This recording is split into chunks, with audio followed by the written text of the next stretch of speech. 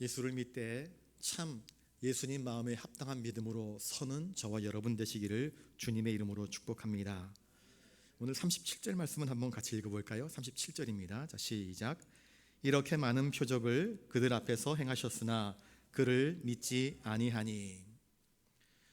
유대인들은 잘 아시다시피 예수님께 표적을 계속해서 줄기차게 요구했습니다. 당신이 메시아가 맞느냐? 그럼 표적을 보여달라.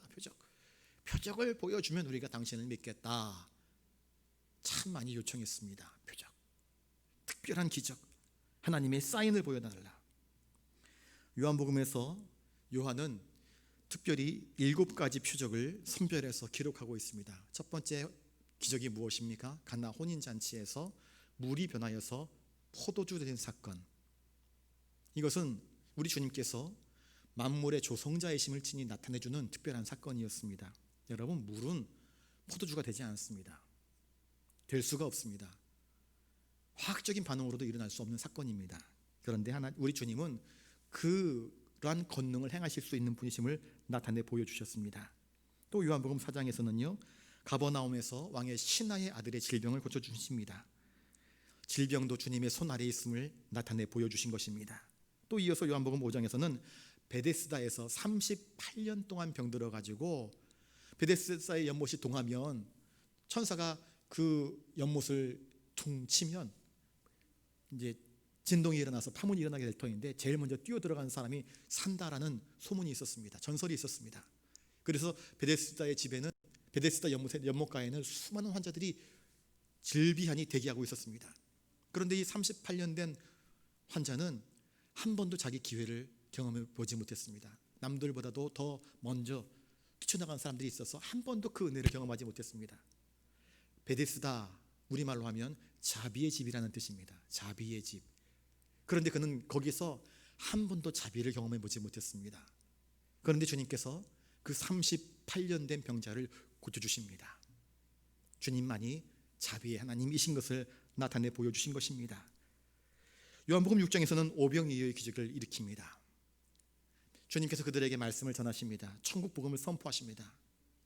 그리고 그들이 굶주린 것을 보시고 안타까이 여기시면서 그들에게 먹을 것을 주십니다. 오병이어의 기적입니다. 사람이 먹는 것, 마시는 것이 바로 주님의 권능 아래에 있음을 나타내 보여주시는 것입니다. 또한 주님은 갈릴리 바다 위로 걸어가십니다. 요한복음 6장에 보시면 나옵니다. 그리고 결정적으로 요한복음 6장과 요한복음 9장에서는요, 나면서부터 명인된 자, 나면서부터 보지 못하는 사람의 눈을 뜨게 해줍니다. 그때부터 사람들은 놀라기 시작합니다. 이것은 역사 이래로 있을 수 없는 사건이다.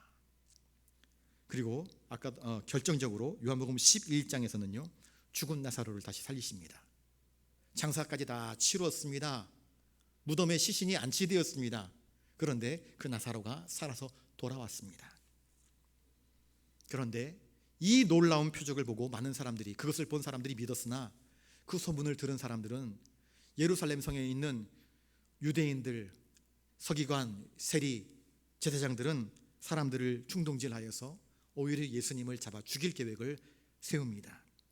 이 모든 표적은 예수가 바로 하나님의 아들이시요, 예수가 바로 하나님이 보내신 그리스도 메시아이심을 주님 스스로 증명하신 사건이었습니다. 이외에 더 어떤 표적을 보여줄 수 있겠습니까? 백성들이 예수님께 자꾸 표적을 보여달라 그러니까 요나의 표적밖에 더 이상 보여줄 게 없다, 주님은 그들에게 말씀하지 않습니까? 몇몇 이 표적을 보고는 예수님을 영접하는 사람들이 있었지만 유대민족, 유대 백성 대부분들은 예수님을 영접하지 않습니다. 믿음을 보이지 않습니다. 거절합니다. 예수님으로부터 직접, 우리와 똑같은 육신을 입고 오신 예수님으로부터 직접 그의 육성을 들었고 그의 기적을 보았고 그의 이야기들을 들은 사람들이었습니다.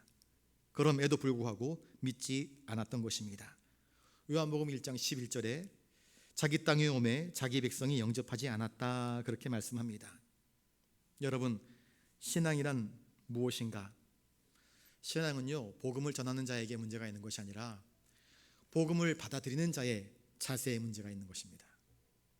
그가 말씀을 어떻게 받아들이냐, 이게 참 중요합니다. 그런 것을 보게 될 때에 전도하다 보면요 그런 일들이 종종 있습니다. 나는 이 사람을 목표로 해서 전도를 하였는데 엉뚱한 사람이 예수를 믿습니다. 그 사람이 아닌 다른 사람이, 전혀 예수를 믿을 것 같지 않았던 사람이 예수를 믿습니다. 참 희한한 일이 아닐 수 없습니다. 그래서 이 역사하시는 것은 성령님의 역사하심이 아니고서는 참 우리가 믿음을 받아들일 수 없다 하는 것을 깨닫게 됩니다. 예수님은 이처럼 많은 기적들을, 이것 이외에도 많은 기적들을 행하셨습니다. 그럼에도 불구하고 그 부정할 수 없는 실존하는 기적들 앞에서도 백성들은 예수님을 받아들이지 못했습니다. 왜 그럴까요? 왜 그럴까요? 이것은 그들의 완악함 때문입니다. 나사로의 부활 사건 이후에 많은 사람들이 잔치를 벌이지 않았습니까? 그리고 예수님을 열렬히 환영했었습니다. 그럼에도 불구하고 백성들의 반응은 금세 싸늘하게 차가워지고 맙니다. 더 이상 예수를 믿지 않습니다. 받아들이려 하지 않습니다. 영적으로 점점 차가워집니다. 안타까운 일이 아닐 수 없습니다. 우리의 신앙은 어떻습니까? 우리는 어떤 기적들을 체험할 때에 하나님은 살아계시구나 그렇게 고백합니다. 이스라엘의 역사를 보십시오. 광야에서 이스라엘 백성들이 얼마나 자주 하나님의 놀라운 기적들을 경험했습니까? 적들에게는 그것이 재앙이었지만 이스라엘 백성들에게는 놀라운 하나님의 섭리요 구원이요 은혜의 사건들이었습니다. 그런데 그들은 금세 잊어버립니다. 그래서 물이 없다고 불평하고 먹을 게 없다고 불평하고 쉴 새 없이 불평합니다. 기적 속에 거하면서 은혜 속에 거하면서도 쉴 새 없이 하나님을 향하여서 원망과 불평을 쏟아붓습니다. 이런 것을 바라보게 될 때에 기적이 우리를 신앙으로 이끌어가는 것은 결코 아니구나 하는 사실을 깨닫게 됩니다. 왜냐하면 사람들은 금세 잊어버립니다. 자극을 좋아하는 사람들은요 더 큰 자극이 처음에 일이라는 자극을 가지고는 기뻐하지만 그 다음엔 똑같은 일이라는 자극이 찾아오면 그걸 그냥 싱숭생숭 뭐 별것 아닌 것처럼 여깁니다. 그래서 2단계, 2 정도 되는 단계에 기적이 나타나야 하나님은 살아계시구나 반응을 하는 것입니다. 여러분 기적이 우리의 신앙을 이끌어가는 것이 결코 아닙니다. 주님은 더 많은 기적들을 행하실 수 있었습니다. 더 많은 표적들을 보여주실 수 있었습니다. 그런데 주님께서 우리에게 말씀하시는 것은 무엇입니까? 하나님의 말씀 믿으라 하는 것 아니겠습니까? 우리는 무엇을 구하고 있습니까? 혹시 유대인들처럼 우리에게 표적을 보여주시면 제가 예수를 믿겠습니까? 라고 이야기하고 있지는 않습니까? 저는 청년의 때에 하나님 바울에게도 표적을 보여주시고 신앙의 많은 위대한 인물들에게 표적을 보여주셨는데 저에게도 표적을 보여주시면 예수 잘 믿겠습니다. 그렇게 부르짖었던 기억이 있습니다. 그런데 여러분, 예수님께서 우리에게 보여주신 가장 확실한 표적이 무엇인지 아십니까? 저를 따라서 한번 해볼까요? 예수님이 우리에게 보여주신 가장 귀중한 표적은 십자가의 표적입니다. 여러분, 십자가 표적 이것이 전부입니다. 이것 이외에 또 다른 것을 요구하는 것은 어리석은 짓입니다. 종교적인 표적은요 사람을 온전한 회개에 돌아오게 하지 않습니다. 일시적으로 경각심을 갖습니다. 일시적으로 하나님을 경외하기도 합니다. 와 대단하다 놀라기도 합니다. 그러나 정말 자신의 죄를 깊이 깨닫고 온전한 마음으로 하나님께 헌신하고 회개하고 돌이키는 것은 기적이 아니라는 것을 우리가 깨닫습니다. 그것은 성령님의 감동이며 말씀의 이끄심이라는 사실을 깨닫게 됩니다. 누가복음 16장에 보시면은요 부자와 나사로 이야기가 나옵니다. 부자가 있었고 거지 나사로가 있었습니다. 거지 나사로는 평생 구걸하다가 죽었습니다. 부자는 호의호식하다가 잘 살다가 죽었습니다. 2 사람 다 죽었는데 거지 나사로는 아브라함의 품에 안겨 있고 죽은 부자는 음부에 있습니다. 펄펄 끓는 불꽃 연못에 놓여 있습니다. 보니까는요 아브라함의 품에 거지 나사로가 있는 것을 바라봅니다. 거지 나사로에게 물 한 방울만 손가락에 적셔가지고 내 혀에 적셔주면 좋겠습니다 이야기합니다. 거기와 여기는 갈 수 없는 곳이다, 넘어갈 수 없는 곳이다 부러합니다. 그러면 내 집에는 아직 살아있는 5 형제가 있는데 저 죽은 나사로 보내가지고 증언하게 해달라. 그러면 내 형제들은 이 지옥에 안 올 거 아니냐 부자가 요청을 합니다. 그때 아브라함이 뭐라고 이야기하는지 아십니까? 설령 모세와 다른 선지자가 간다 할지라도 듣지 않을 것이다. 이르되, 누가복음 16장 31절입니다. 모세와 선지자들에게 듣지 아니하면 비록 죽은 자 가운데서 살아나는 자가 있을지라도 권함을 받지 아니하리라 이야기합니다. 여러분, 기적이 우리를 변화시키고 우리를 신앙으로 이끌어가는 것이 아니라는 것을 성경이 우리에게 이야기해 주고 있습니다. 우리가 아무리 놀라운 종교적인 표적들을 경험했다 할지라도 진정으로 그리스도의 말씀의 권위 앞에 무릎 꿇고 엎드리고 자복하고 이끌림 받지 아니하면, 성령님께서 우리를 이끌어가지 아니하시면 우리의 믿음이라는 것이 우리의 의지가 결코 아니라는 것입니다. 믿음은 의지가 아닙니다. 믿음은 성령님께서 우리를 통해서 역사하시는 영적이고 거룩한 하나님의 은혜요 선물이며 놀라운 신비 가운데 속한 하나님의 섭리인 것입니다. 여러분, 표적은 진리를 아름답게, 하나님의 능력을 아름답게 포장하는 포장지와 같은 것입니다. 그 표적이 담고 있는 우리 주님이 그 표적의 주인이시며 창조자이시며 또 구원자이시며 심판자이신 것을, 그 진리를 알지 못한다고 한다면 그 표적은 우리를 이 자리에서 잠깐 저 자리로 옮기는 역할밖에 하지 못합니다. 우리 영혼을 구원하는 데 도움되지는 못하는 것입니다. 여러분, 너무 기적에 집중하지 말기를, 기적에만 집중하지 않기를 바랍니다. 기적에 집중하는 사람들, 뭔가 신비한 체험에 집중하는 사람들, 그렇게 해서 신비주의에 빠져버리면 하나님의 말씀도 자기 멋대로 해석을 해버리기 시작합니다. 이상한 길로 나가기 시작하는 것입니다.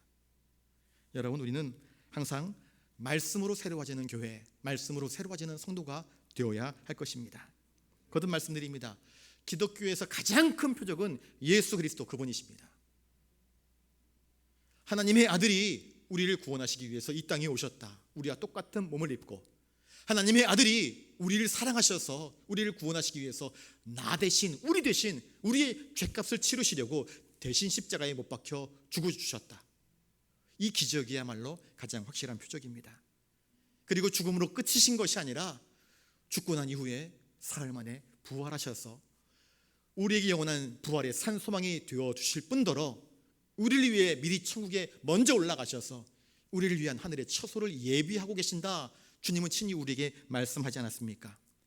여러분, 이 주님의 말씀, 이 주님의 진리를 우리가 믿고 따라가는 저와 여러분들이 되어야 할 것입니다. 만약에 여러분들이 우리 생각에 그때 당시 예수님 곁에 우리가 유대인이 되어서 예루살렘에 있었다고 한다면, 그 기적의 현장들에 죽은 나사로가 살아났던 그 현장에 있었다고 한다면 우리는 이렇게 생각하지 않겠습니까? 만약에 내가 그 자리에 있었다고 한다면 내가 예수님을 베드로처럼 따라갔을 것이다, 바울처럼 목숨 걸고 쫓아갔을 것이다 라고 쉽게 생각할 수 있습니다. 그런데 그건 또 그게 아니더라고요. 지금 내가 서 있는 이 자리에서 아까 이야기했죠. 모세가 가고 선지자가 가고 이미 하나님께서 성경을 통해서 우리에게 주신 그 말씀을 믿지 못하면 죽었다 살아난 자가 가서 말씀을 전한다 할지라도 그들은 믿지 않는다 말씀하지 않습니까? 소용없습니다.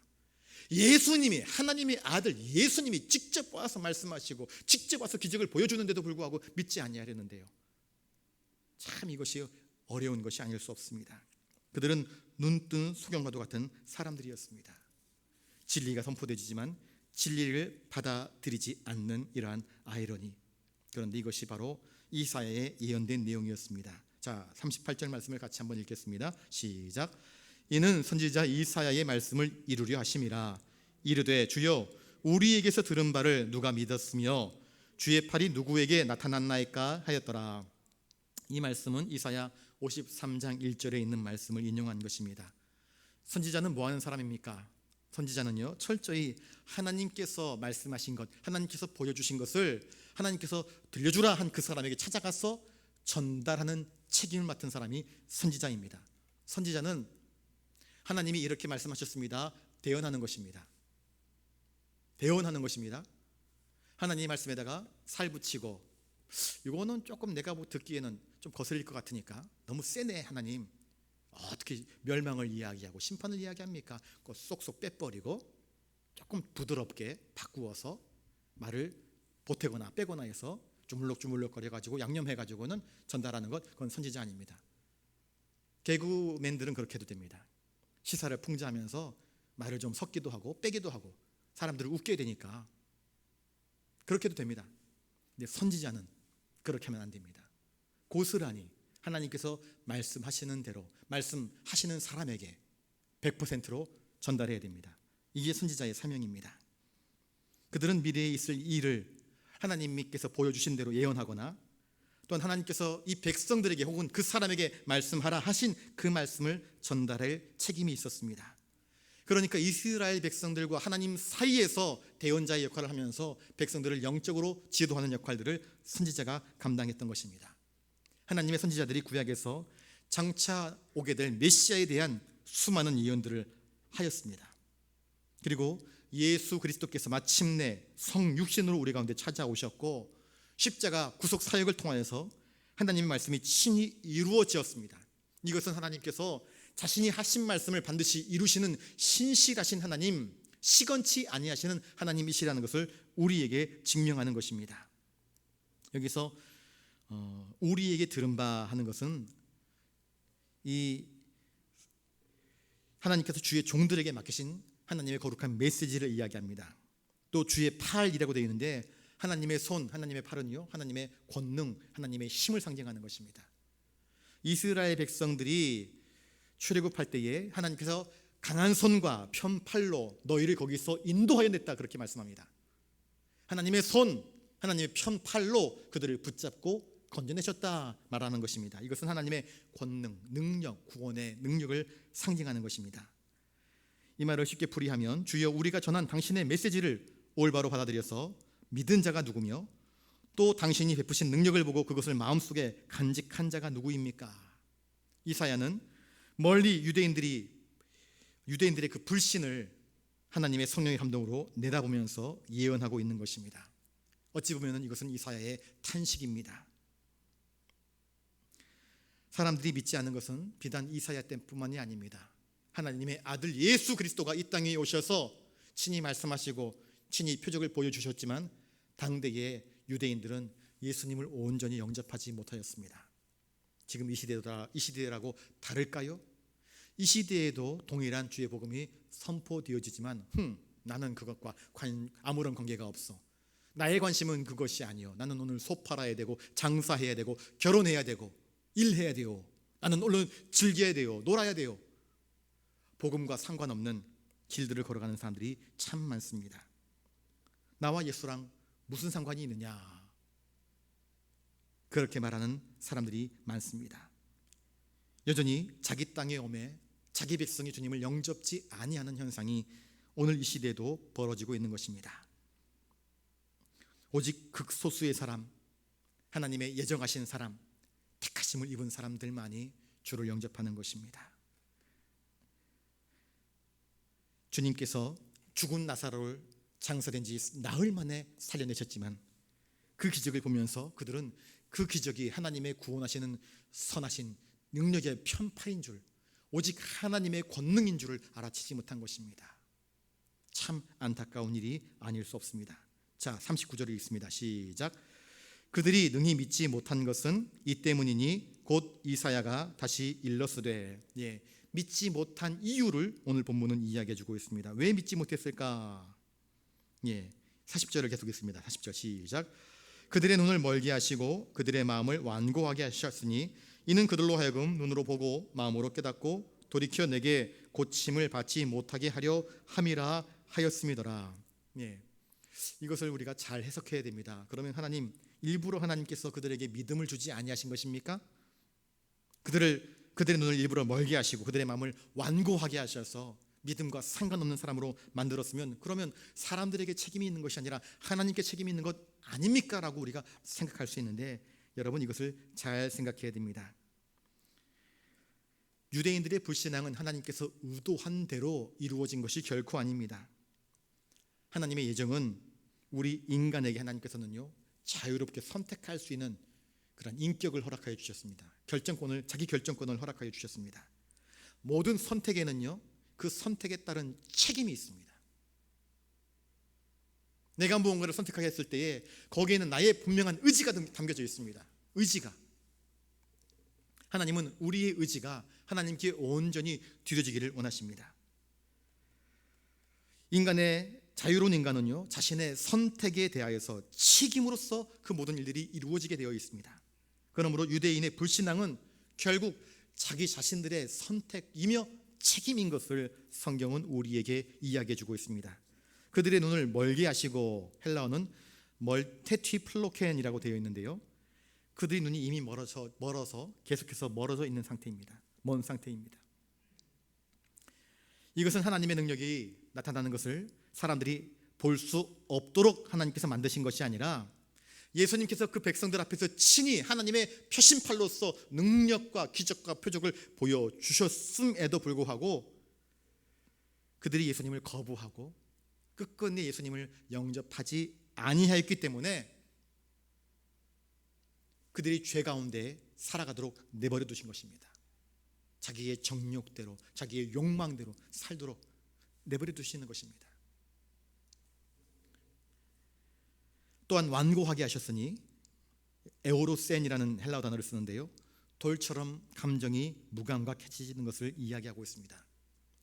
이 시대에 이 시대에 가장 큰 문제가 뭐냐면요, 마음의 병입니다. 마음의 병. 점점 영적인 것, 거룩한 것, 순결한 것, 예의에 대하여서, 도덕에 대하여서, 순결함에 대하여서 무감각해져 가고 있습니다. 인간의 자유를 추구합니다. 그런데 진정한 자유를 추구하는 것이 아니라 방임을 추구하는 형태의 자유인 것 같습니다. 내 인생 내 건데 뭐 건들지 마, 이런 식입니다. 내가 남자를 좋아하든 여자를 좋아하든, 남자랑 결혼하든 여자로 결혼하든, 내가 내 성, 남자로 태어났지만 내가 여성으로 바꾸든 말든, 내가 남자로 태어났는데 내가 여자로 태어났는데 내가 성을 남성으로 바꾸든 말든 당신이 무슨 상관이야. 나에게 결정권이 있어. 라는 형태로 우리의 자유가 이상하고 왜곡된 쪽으로 점점 나가고 있는 모습을 보게 됩니다. 에오로센, 점점 마음이 굳어져가는 상태로 하나님께서 내버려 두시는 것입니다. 자기 정욕대로 살아가도록 그렇게 내버려 두는 것, 이것은 하나님께서 말씀하심에도 불구하고 깨닫지 아니하고 들으려 하지 아니할 때에 하나님은 인격적인 분이시라 억지로 하지 않습니다. 그 인격에, 그 선택에 책임을 부과할 뿐입니다. 이 구절은 아무리 하나님께서 말씀을 외쳐도 선지자를 통하여서, 심지어 그의 아들 예수 그리스도께서 이 땅에 오셔서 직접 복음을 선포하시고 기적을 펼치시며 표적을 나타내 보여도 도무지 듣지 아니하며 믿지 아니하며 점점 완고해져가는 이 백성들을 바라보면서 구약의 이사야가 탄식하는 그런 모습입니다. 그리고 성령께서 친히 또한 이 땅을 바라보면서 탄식하고 계시는 것입니다. 여러분, 이러한 가운데서 우리가 믿음을 가졌다 하는 것은 정말로 은혜가 아닐 수 없습니다. 유대인들은 믿지 아니하려고 주님을 거부했습니다. 이들이 믿지 못하면 그들의 마음의 완악함 때문이고, 사실 그 근원에는 인간의 전적인 타락에 기인된 것입니다. 하나님은 타락한 인간을 구원하기를 원하시는데, 구원받아야 할 인간은 주님의 그 은혜를 깨닫고 믿음으로 반응하고 살아있는 생명으로 반응해야 될 터인데, 죄를 더 좋아함으로, 악을 더 좋아함으로 하나님을 거부하고 주님을 거부하고 외면함으로 반응하고 있는 것입니다. 주님께서 우리에게 성령을 보내주시겠다 말씀하셨는데, 그 성령님, 보혜사 성령님의 특징이 무엇인지 아십니까? 요한복음 16장 8절에 그가 와서 죄에 대하여, 의에 대하여, 심판에 대하여서 세상을 책망하리라. 성령은 우리에게 대하여서, 우리의 죄에 대하여서, 의에 대하여서, 하나님의 심판에 대하여서 분명히 우리에게 말씀하신다 이야기하고 있습니다. 그러므로 우리가 복음을 전해 들었을 때에 그 말씀을 깨닫고 하나님께로 돌이키는 자가 되어야 됩니다. 여러분, 하나님의 말씀을 듣고 믿음으로 반응하는 사람들이 살아있는 믿음을 가진 자들입니다. 오라 우리가 여호와께로 돌아가자. 여호와께서 우리를 찢으셨으나 도로 낫게 하실 것이요 우리를 치셨으나 싸매어 주실 것이라. 호세아 6장 1절에서 이야기하고 있습니다. 예레미야 3장 12절에 패역한 이스라엘아 돌아오라. 나의 노한 얼굴을 너희에게로 향하지 아니하리라. 나는 긍휼이 있는 자라. 너를 한없이 품지 아니하느니라. 여호와의 말이니라. 하나님은 이처럼 언제라도 얼마든지 우리가 하나님께로 돌아오기를 원하십니다. 그러니까 그 아들 예수를 우리에게 보내주신 것 아니겠습니까?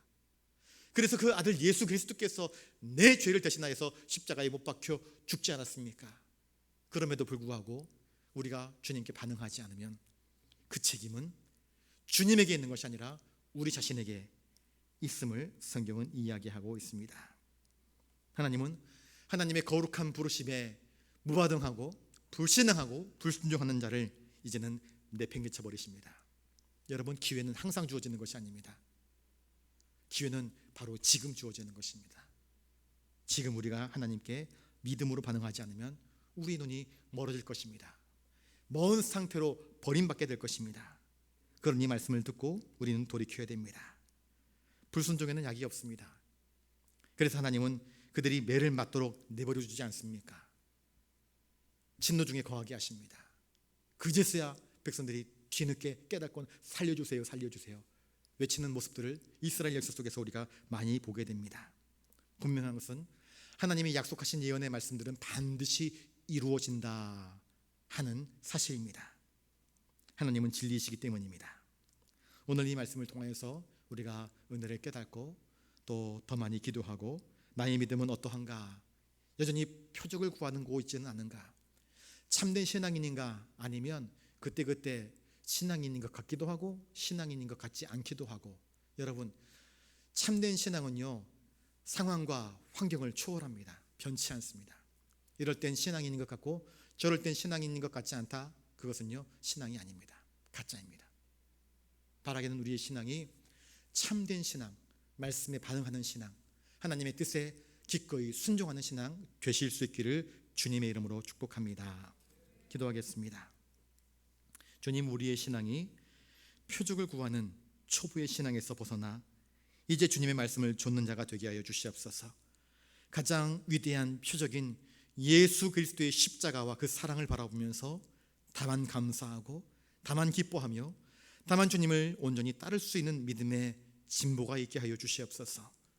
우리를 구원하시는 그 주님의 사랑 앞에 찬양하며 기도하길 원하옵나니 주여, 우리들을 부르시고 우리들을 인도하시고 우리를 더 깊은 영의 세계로 이끌어 주시옵소서. 주님만 의지하오며 존귀하신 예수님 이름으로 기도드리옵나이다. 아멘.